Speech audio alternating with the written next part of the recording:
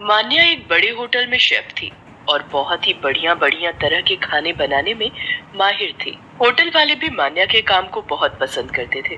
मान्या, तुम्हारी बनाई रेसिपी हमारे कस्टमर्स को बहुत पसंद आ रही है। तुम ऐसे ही नई नई डिश ट्राई करती रहा करो। बाकी ये लो तुम्हारी इस महीने की तनख्वाह। Thank you sir. आज सैलरी मिली है, क्यों ना माँ के लिए एक नई शॉल खरीद लूं।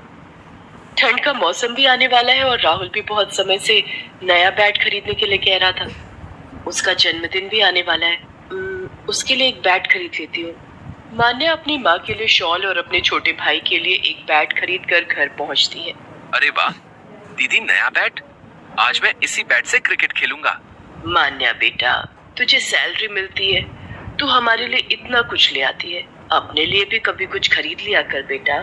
माँ, आप दोनों के लिए खरीद लेती हूँ तो समझो मुझे उसी में दुनिया की खुशी मिल जाती है।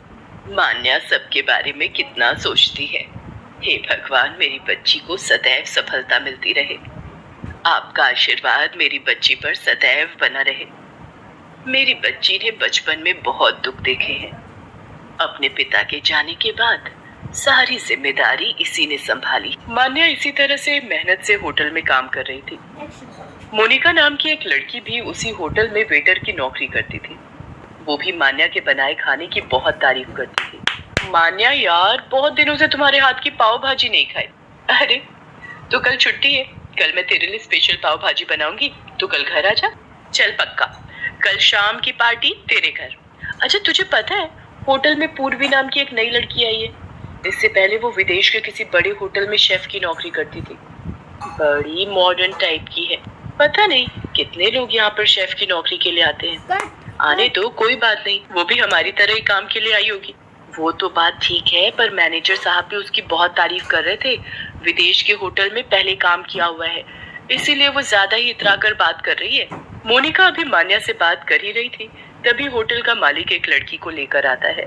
मान्या, ये पूर्वी है। आज से ये तुम्हारे साथ ही शेफ का काम करेगी। पूर्वी, तुम एक बार होटल की रसोई देख लो, कोई कमी लगे तो बता देना।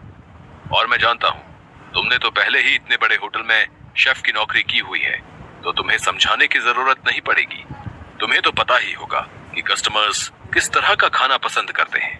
आप चिंता मत कीजिए सर, अब मैं आपके होटल में आ गई हूँ ना। अब देखना आपके होटल में कस्टमर्स की भीड़ लगी रही। पूर्वी मान्या के साथ काम पर लग जाती है, पर बहुत ही चालाक लड़की थी। सारा काम मान्या करती थी, पर जैसे ही मैनेजर सामने पड़ता, पूर्वी झट से काम का दिखावा करने लगती। पूर्वी काम को लेकर अक्सर लापरवाही दिखाती थी। ऐसे ही एक दिन, पूर्वी ये ऑर्डर रेडी करना है और ध्यान रहे खाना बिना मिर्ची का बनाना है। एक सेकंड, मेरा जरूरी कॉल आ रहा है, बाकी तुम चिंता मत करो, मैं ध्यान रखूंगी। अरे मान्या, जरा ये 2 ऑर्डर रेडी करने हैं, मिर्ची ज्यादा रखना। मैं जरा एक कॉल अटेंड करके आ रही हूँ। खाने में मिर्च होने से और वो भी ज्यादा मिर्च खाकर कस्टमर्स गुस्से में आ जाते हैं। ये इतनी बड़ी गलती कैसे हुई मोनिका? मैंने तुम्हें कहा था कि इस ऑर्डर में मिर्ची नहीं डालनी है। सर, मैंने तो पूर्वी को बोल दिया था, पर उसने ऐसी गलती क्यों की मुझे नहीं पता। सर, आपको पता है मेरे एक विदेशी फ्रेंड हमारे होटल में मेहमान बनकर आ रहे हैं, इसलिए मैं उनसे फोन पर बात कर रही थी। मैंने मान्या को बोल दिया था इस खाने में मिर्च नहीं डालनी है, फिर उसने मेरी बात को अनसुना कैसे कर दिया मुझे नहीं पता।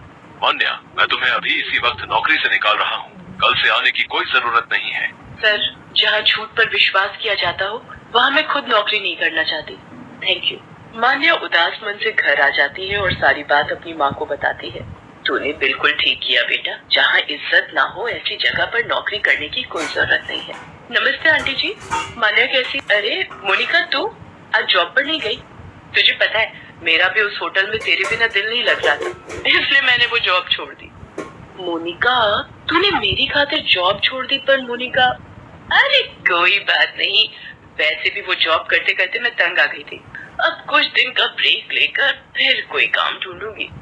चल, आज फिर मैं तुझे अपने हाथ की पाव भाजी खिलाती हूँ। उस दिन भी तू आ नहीं पाई थी।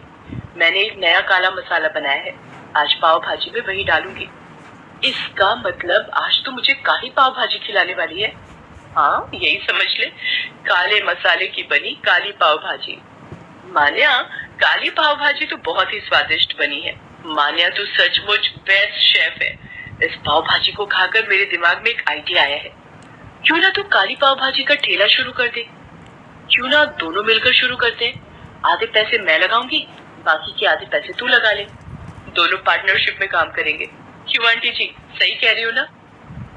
आइडिया तो अच्छा है मान्या, तुम बताओ बेटा। माँ, अगर आप दोनों को ये सही लग रहा है तो ठीक है।